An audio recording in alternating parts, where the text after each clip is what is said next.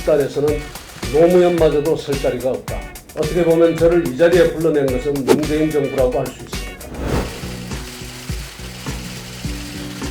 저 김병준은 다가오는 4.15 총선에 미래통합당의 세종시을 선거구 후보로 나섭니다. 험지에 나서달라는 당의 명이 있었고 세종시 제안자와 초기 설계자로서의 저의 바람이기도 했습니다. 저는 참여정부가 끝난 이후 짧지 않은 기간 동안 정치와 떨어져 있었습니다. 임명직이든 선출직이든 어떠한 공직도 하지 않겠다고 스스로 명시하기도 했습니다. 최고 권력 옆에서 큰 권력이 가져오는 시련과 아픔이 어떤 것인지를 알게 되었기 때문입니다. 실제로 제 자신과 가족 친지들이 모진 고통을 당하기도 했습니다. 저를 정치권으로 다시 이끈 것은 박근혜 정부 말기의 국가위기였습니다. 그때 말씀드린 것처럼 요리사가 요리를 하지 못하는 상황이라도 냉장고는 돌아가야 된다고 생각했습니다. 그래서 거국 내각의 총리 후보를 제안했습니다. 크고 작은 변화가 일어나는 상황에서 국정 중단은 이 나라의 운명을 꺼진 냉장고 안의 음식과 같이 만들 것이라고 생각했기 때문입니다. 무슨 일이 있어도 국정은 안정적으로 운영되어야 되며 미래를 위한 담론은 끊임없이 제기되어야 한다는 그때의 심정 그대로였습니다. 이 정부는 과거의 어떤 정부와도 다릅니다. 앞에 보수 정부들과 다른 것은 물론이고 노무현 정부와도 다릅니다.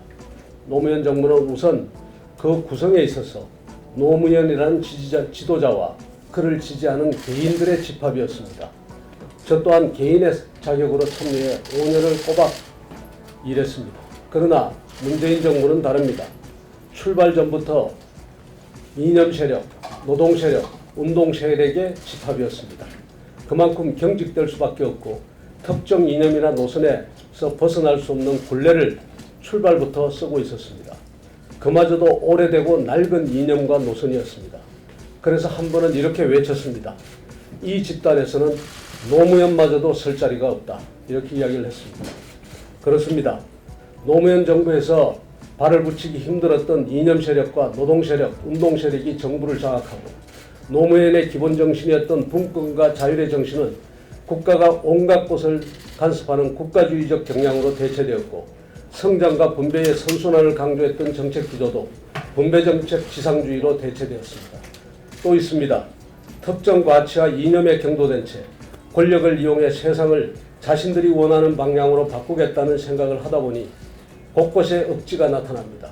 조국 사태나 검찰 개혁에서 보듯 불의를 정의라 하고 불공정을 공정이라고 합니다. 경제와 산업을 어렵게 할 뿐 아니라 이 나라의 도덕 기준까지 바꾸려고 합니다. 위선의 위선을 거듭하고 있는 것입니다.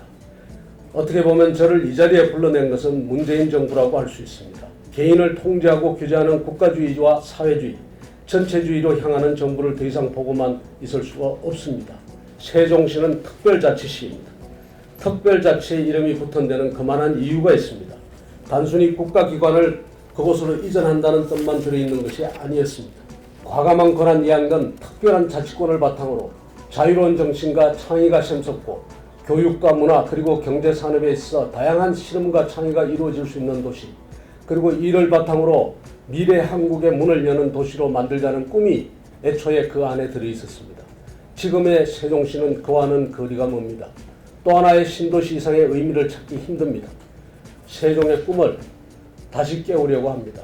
자유와 자율의 질서가 충만한 그러한 도시 그리고 그러한 질서를 바탕으로서 혁신과 창조가 끊임없이 일어나는 도시 그래서 그런 혁신과 창조, 자율과 자유의 정신으로 대한민국의 미래를 선도하는 그런 도시 그런 도시의 꿈을 다시 깨우려 합니다. 얼마나 할 수 있을지 모르겠습니다만 세종의 문제를 국가적 문제와 의제로 만들었으면 합니다. 험지를 넘어서 사지입니다. 이 사지를 험지로 바꾸고 이 험지를 다시 격전지로 바꿀 것입니다. 그래서 마침내 세종 시민들과 더불어 드라마를 쓰겠습니다. 이런 과정을 통해 우리 국민들이 또 세종 시민들이 세종의 꿈이 무엇인지 세종을 통해서 얻고자 했던 대한민국의 꿈이 무엇인지를 다시 생각해보고 또 다시 새롭고 큰 미래의 꿈을 만들어가는 계기가 되었으면 합니다. 감사합니다.